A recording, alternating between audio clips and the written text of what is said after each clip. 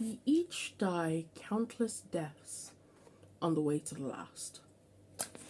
We die out of shame, of humiliation.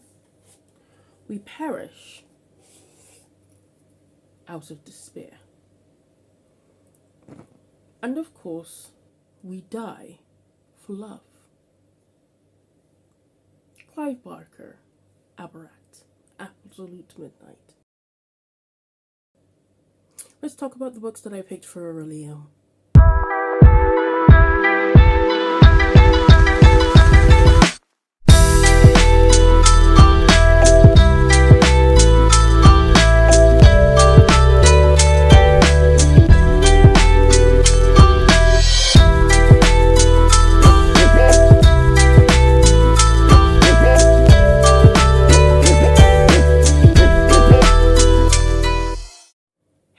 Hi, hello, welcome back to my channel.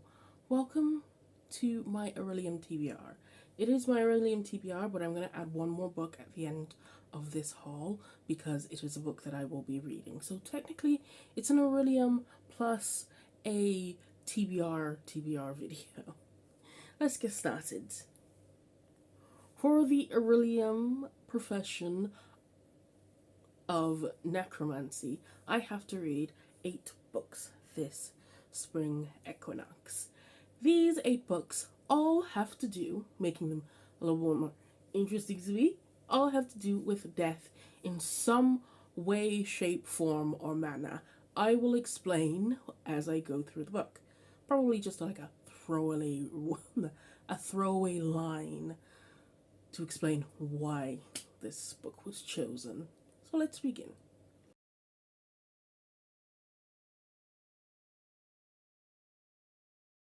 For the prompt wolf on the book, in the author's name or the title, I chose Near the Bone by Christina Hannah. This looks like a wolf to me. You can't say nothing. Look, wolf. That is a canine. So I'm picking it. Mostly because I don't have many books that have wolves on them. Sorry, but I'm picking this.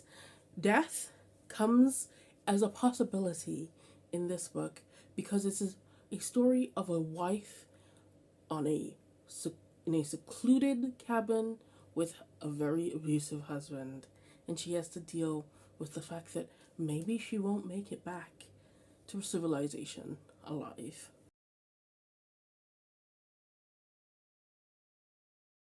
For the School of Animal Studies, I flipped a coin. It landed on fiction. I was trying to get nonfiction, but it landed on fiction. So I picked up the sequel to The Rats, one of the influential books of the 1980s by my favorite author, James Herbert. This is its sequel, Lair. And as you can see, I kind of took the animal studies part of that prompt and ran with it. Heads or tails with rats. I also have the paperback copy. It has 2-headed rats on it, just like this one. Aren't they cute? Death comes in the form of these rats that are basically killing everyone. Killing and eating them.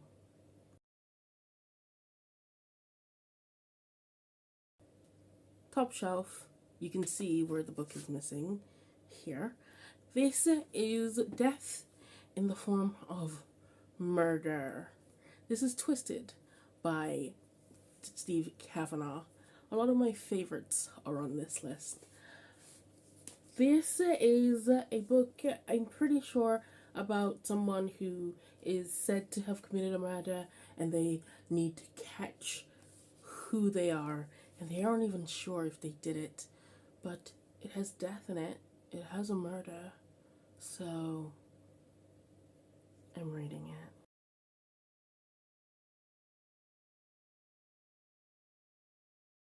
Now, if you play D&D, you know magic missiles, they never miss. which means that our prompt is a target length. And that target length is 390.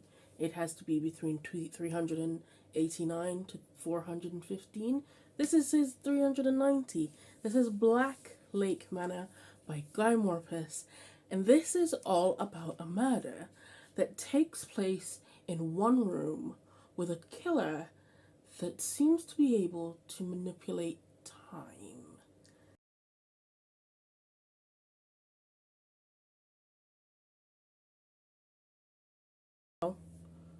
Read a book recommended by a friend. I have a evil husband who has locked up 4 of my books. And in order for me to get those books back, or in this case, 1 book at a time, I have to read 4 books to get those 4 books back. But they won't be books from my beloved shelf. No, they're books that I don't own, and books that he has read, and books that he wants me to read. So all of the books that I'm going to read are based on his taste. For somebody who does not read, I'm surprised he has book tastes, but it's fine. He has recommended me a book that goes well with this prompt. And that is War of the Worlds by H.G. Wells. This is a classic alien invasion story. And where does death come in this? Well, our main character believes that he is the last man living on Earth after an alien capsule lands on Earth and things go south very quickly.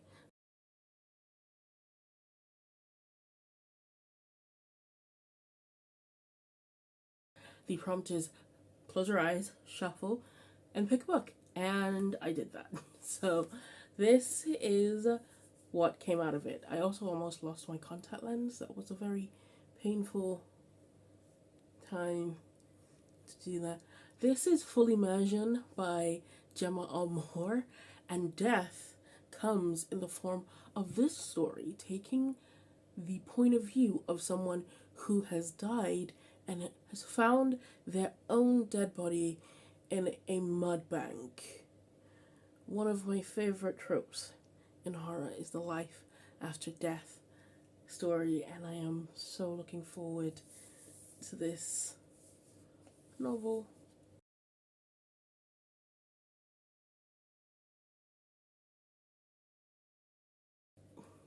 And of course, I can't study necromancy without a book that has death in the title.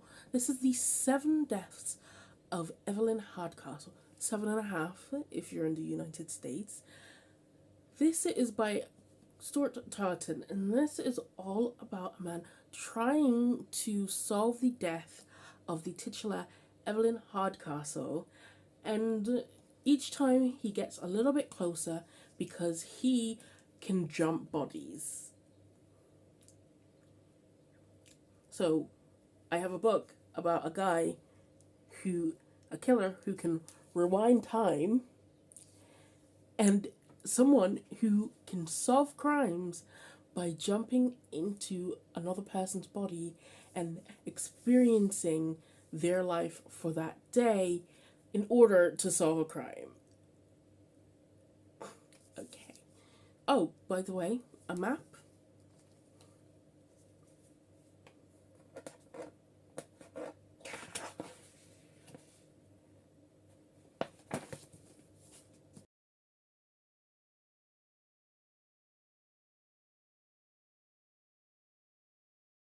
My favorite book is somewhere behind me right now. However,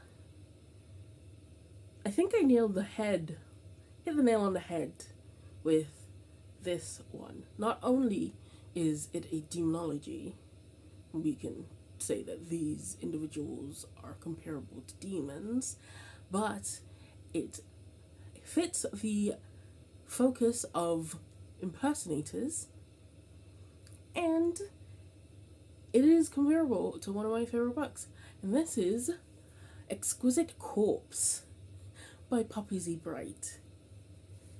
I have not read this yet. I hope it's a book that is my favorite book. I hope. I was not a huge fan of Lost Souls, even though it had vampires in it. But this is all about two serial killers, demons. They're serial killers, they're not demons in this book, that fall in love, and they are both prolific cannibals. And they find love with each other. How sweet.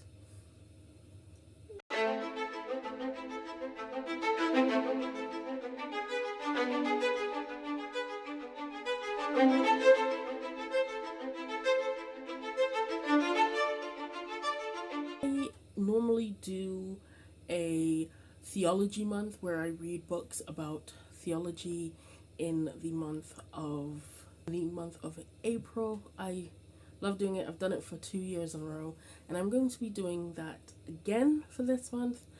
However, I also have these books that I need to read for Orilium, so I am going to choose a book that kind of fits in with these. I probably will read half of the book since it's 3 books in one, and that book I need to get. So I will also read the first book in Dante's Divine Comedy. Probably will try and get to the second book as well. This has all 3 books in it. First book is Dante's Inferno, the second book is Dante's Purgatorio, and the last book is Dante's Paradiso, basically. And I think that's a great book to read for Theology Month. This is basically Christian fan fiction. Or Catholic fan fiction. This is way back in the day. For those of you who don't know, Dante Inferno is all about Dante's journey through hell with Virgil, and Purgatorio is all about Dante going to purgatory along with Virgil. Apparently it's really sad at the end of Purgatorio, so I'm looking forward to, I've always wanted to read this book. I'm looking forward to it. Is The Parable of Sower by Octavia Butler. I've had this book for a while. I've been wanting to read it, but I always wait until Theology Month, which is April, to read it. This is a book that's set in a dystopian world, all about this girl who's a young woman and a religion forms around her, and it's all about basically religion. So this is a theology book with a theology focus. So, and finally, I am part of a buddy read with Nell Diamond, Tangible Reads, and Mika Reads, and this buddy read is happening on Storygraph, and it is for the 5th season by N.K. Jemisin. I have never read an N.K. Jemisin book before, and this is an adult fantasy novel. It's the first book in the, I think it's called the Broken Earth trilogy. I've never read an N.K. Jemisin book before, so I'm looking forward to this, getting into this one. So this is apart from Theology Month, which are these 2 books, apart from Orilium, which are these 8 books, I will also be tackling, at least try to tackle, the 5th season.